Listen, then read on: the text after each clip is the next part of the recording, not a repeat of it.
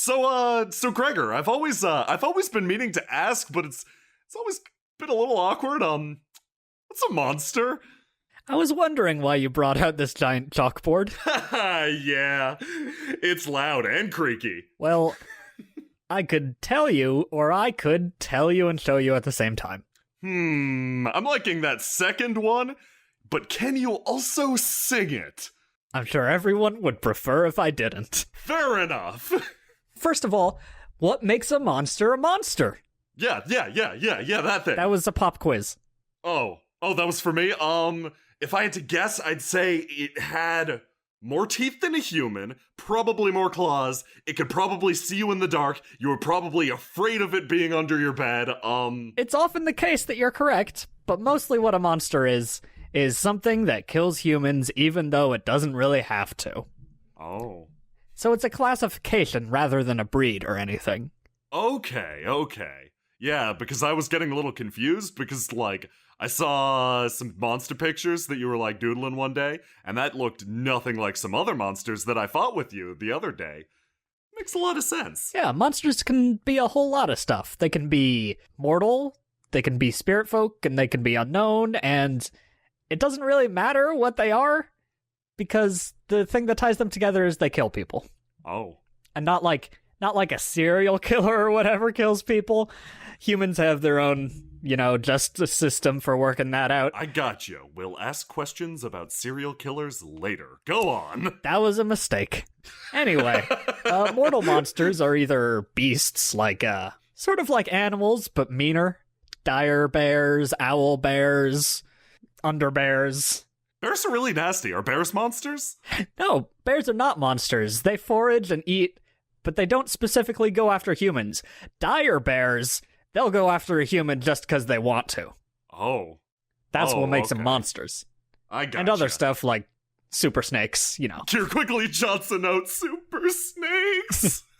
So those are beasts. And then there are ones that are sort of like races of things that may or may be sentient. Somewhere on that spectrum, like imps or rats. The imps are pretty harmless, though, so we don't have to really worry about them. Yeah, like, I get the us. feeling they'd kill us if they could, but I don't think they can. Oh, no way. If one was, like, really big, would it be a monster? Yes. Okay. They're still kind of monsters, but we're okay with them because I don't know what Marcus did to them. He's kind of domesticated? I have seen one wearing a butler outfit. Moving on. Spirit folk. As you and I know, spirit folk can be really cool people or really mean people. And they're not always people. Yeah, sometimes they throw rocks at you. Sometimes they are rocks. Exactly. So we have some spirit folk friends. They're obviously not monsters. But then there are some that are just evil and they attack people and for no real reason, they just do it. Like, you remember in the Prison of Lights? Yeah, that was a monster. Those guys in there were monsters. It was just a monster place. Point taken! Yeah, but Kill-Ill could probably kill us all if she felt like it, but she's not a monster because she doesn't. They can also be sentient, non-sentient. I don't even know what was going on in the Prison of Lights. They were kind of crazy. Yeah, they were pretty nuts.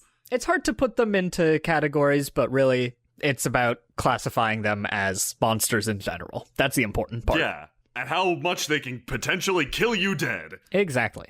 Finally, we have the I don't know, also known as the unknown, also known as double question mark. These, well, we're not really sure about them. They could be spirit folk, they could be beast-type things, or they could be something else entirely. It doesn't especially matter what they are, except for the purposes of how to kill them. But they're still monsters all the same if the shoe fits, and the shoe is killing a human.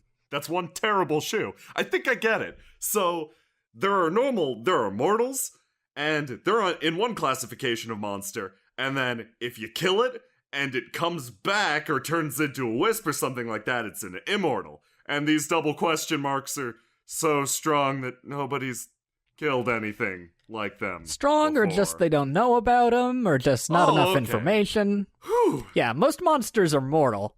The spirit folk ones tend to be tougher just because, spirit folk. They have weird magic powers, they come back, Yeah, they're pretty wacky. usually unique. They're breeds in the spirit folk, but a lot of them are unique entities. It gets messy. Yeah, that seems like a huge headache. Yeah, I tried asking Don't about it once. That seems like an even bigger headache. So how do you know so much about monsters, and how do people know a lot about monsters? One word. The Outriders. Kier scribbles something out and re-scribbles it. One word, okay. I was trained to fight monsters for the good of the people for a long time. So you have to be pretty good about knowing what you're doing, classifying the right things as monsters. That was their whole deal, and my deal. Oh. You gotta figure out what's the monsters, learn, track them, get info from other monster-killing groups. There are other monster-killing groups other than the Outriders? Oh yeah, the Outriders were probably the most famous, at least from Renelin. But there are tons of people, guards who guard human outposts, people who go out and investigate monsters by killing them and seeing what happens. That's so cool! Yeah, so we all try to share information so that we can be better about defending people and taking out threats. Otherwise, we'd never get anywhere. So your different groups actually just share information? That's pretty, I don't know, straightforward, honest of you guys.